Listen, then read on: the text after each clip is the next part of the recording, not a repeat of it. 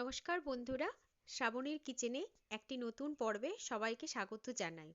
আজকে আমি আবারও চলে এসেছি সম্পূর্ণ নতুন একটা রেসিপি নিয়ে। কমলালেবু দিয়ে তো আমি অনেকগুলো রেসিপি বানিয়েছি, তবে আজকে যে রেসিপিটা সম্পূর্ণ নতুন একটি রেসিপি।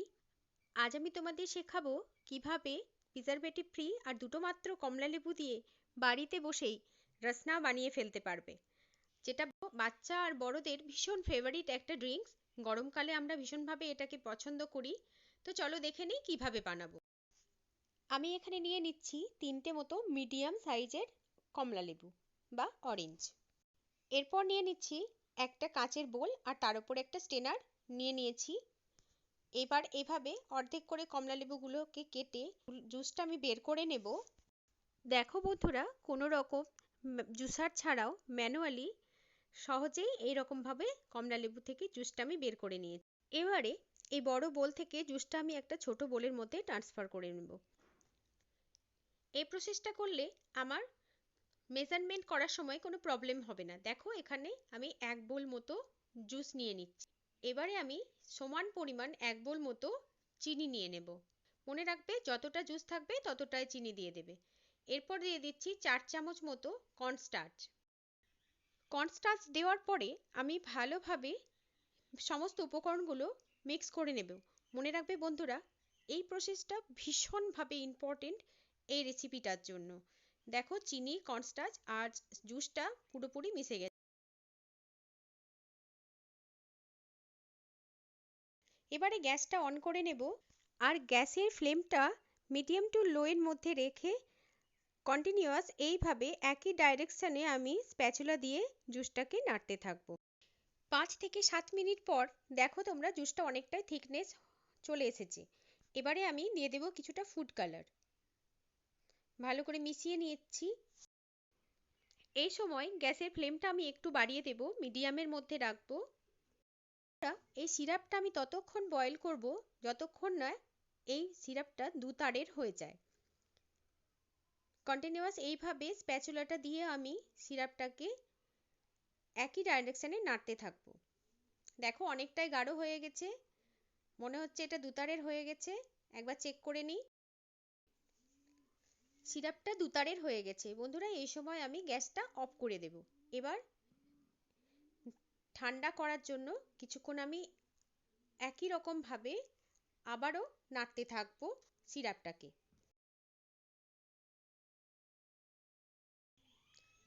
দেখো বন্ধুরা, সিরাপটা কিন্তু হালকা একটু ঠান্ডা হয়ে গেছে। চলে আসি নেক্সট স্টেপে। এবারে আমি একটা অ্যালুমিনিয়াম এরকম প্লেট নিয়ে নেব।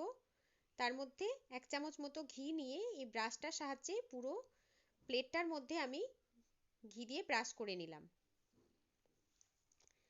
এরপরে কড়াই থেকে সিরাপটা আমি প্লেটের মধ্যে এইভাবে ঢেলে দিচ্ছি।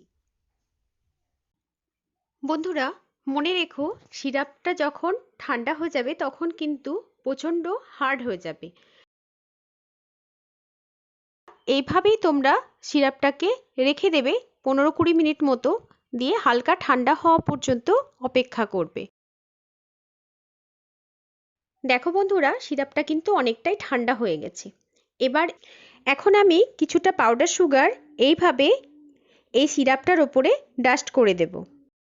বন্ধুরা, যদি সিরাপটা থালার মধ্যে খুব শক্তভাবে জমে যায় তাহলে তোমরা একটা পাত্রে কিছুটা গরম জল নিয়ে নেবে আর তার উপরে এটা চাপ রেখে দেবে। তাহলে খুব সহজেই বের করে নিতে পারবে এই অরেঞ্জ সিরাপের টুকরোগুলো। দেখো আমি কি সুন্দরভাবে বের করে নিয়েছি।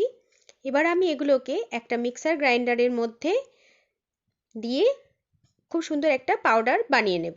দেখো পাউডারও বানিয়ে ফেলেছি। এবারে একটা গ্লাসে আমি কিছুটা জল নিয়ে নিচ্ছি।